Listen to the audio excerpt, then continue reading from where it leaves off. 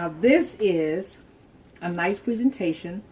If you're having a dinner party, very, very simple recipe for some Zydeco crab cakes, I call them.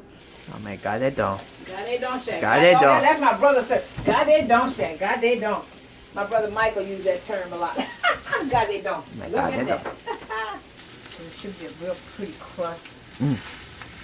So this is basically, and this makes a nice appetizer, main dish with a nice salad. Quick and easy.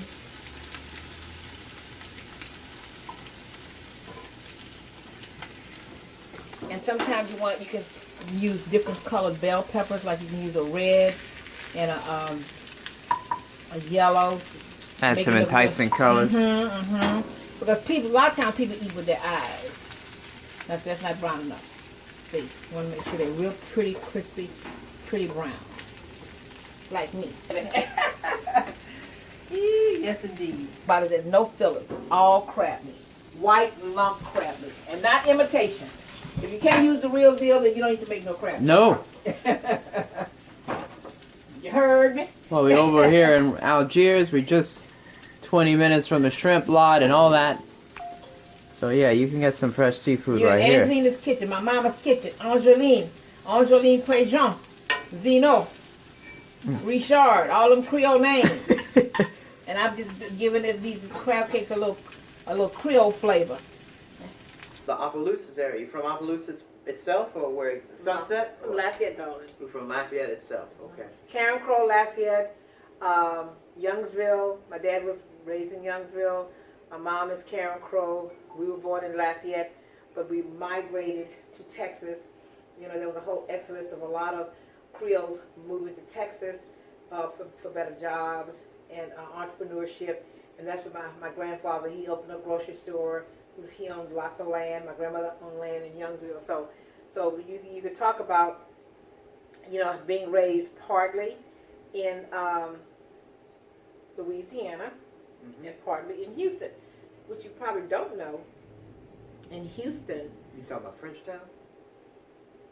You think I don't know about excuse Frenchtown? me, dog. So you think I don't know about Frenchtown?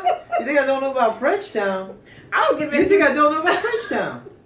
Cool. Man, chef. Je connais Man, pas. man, chef. Je Man, crois pas. Man, Ah, man, no. you know that at Frenchtown, when you would travel to Frenchtown, the smells are Louisiana. There was gumbo, etouffee, coubillon, boudin. All of those people created a whole culture in Houston, Texas, and they all migrated to Frenchtown. You were so right. In the names, Chagua, Chevalier, Prejean, Richards, Ardouin. My cookbook is Zydeco Blues and Gumbo. What I've done in this book is highlighted a lot of the old Zydeco players in here. Everybody from Joe Mouton, Zydeco Joe. You have Gino Delafonce, Keith Frank. You got Amadi in there. Amadi Ardouin, of course I didn't meet him because he'd be about 200 years right now. and then of course Goldman Thibodeau. I love my man. He is awesome. This is Clifton Chenier's son. Okay. C.J. Chenier. Yeah, you got Cedric right there. Absolutely got Cedric. And so basically what I've done is put this book together to highlight some of the recipes that they were known for. And I remember Zydeco Joe and I used to travel actually here in New Orleans at Rockin' Bowl. He used to play at Rockin' Bowl. He's very, very good friends with the guy that owns Rockin' Bowl. And he would always talk about coon. And I said, I don't eat coon, baby. And he liked rabbit and coon. So I have a couple of his recipes here. It says clean cut up. That's right. Because listen, the problem with raccoon is they have these weird little sacks. I don't want it. Here is still around, Carol Fran. She is a piece of work. I love her, love her, love her, love her, love her. Collard greens and cabbage with neck bones, baby. Go. And then I tell a little story about Amadi Ardouin, the father of Creole music. People Are you say, doing a kush?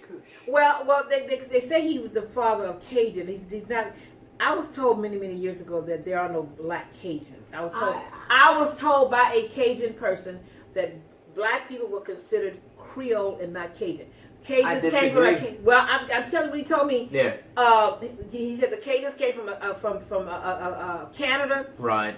But see, well, if you're black and your last name's Landry, Préjean or Ardouin, that means you have Cajun ancestry. So you I get to totally be part agree. of the club. You get to be part of the club. I totally agree. I think it's stupid to make that distinction. Well, you know, it never came up when I was growing up, and then later on when you become an adult, you know, you just sort of like, you get so confused. Yeah. So, but this is my little book that I've written. This has been around a long, long time. It's all over Louisiana, Texas. And the book that, of course, I'm working on now is called 47 Years in the Back of the House. Tell me about that book. That book highlights the contributions that chocolate hands have made to the culinary world. At first, I started out focusing primarily on Louisiana blacks. But then I realized there's a whole group of people all over the country. They were Pullman, nurses, worked in cafeterias, restaurants. So there's a whole host of them. There's so many of them. So rather than make it a one book, I'm going to make it a series.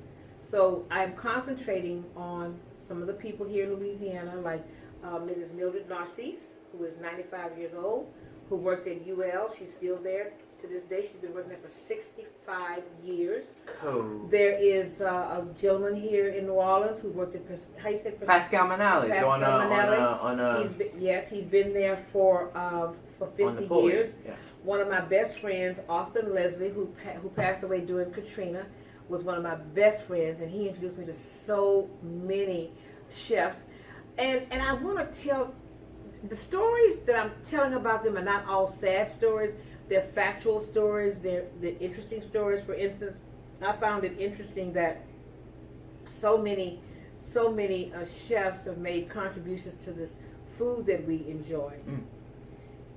But yet, back in the day, they could not, when they leave. They couldn't get the recognition. No. Oh, sorry. Let me back up. No. Get the recognition. Let me step back. Yeah, no. Let me tell you what I. Okay, let me step back. Okay. All right. I'm stepping back. No. This is what disturbed me. They could prepare all these lavish meals, even some of the dishes named after them. They go back to their communities, but let's just say they wanted to go and have brunch. They could not come back and dine in all of the wonderful restaurants. They had to stay back at the house. Pontchartrain, the Galatoires, the Arnaud's. They were not allowed, not only here in Louisiana, but around the country. They were not allowed to have a nice Sunday brunch with their family. They were not allowed to come in. If they didn't come through the back door, they couldn't come in at all.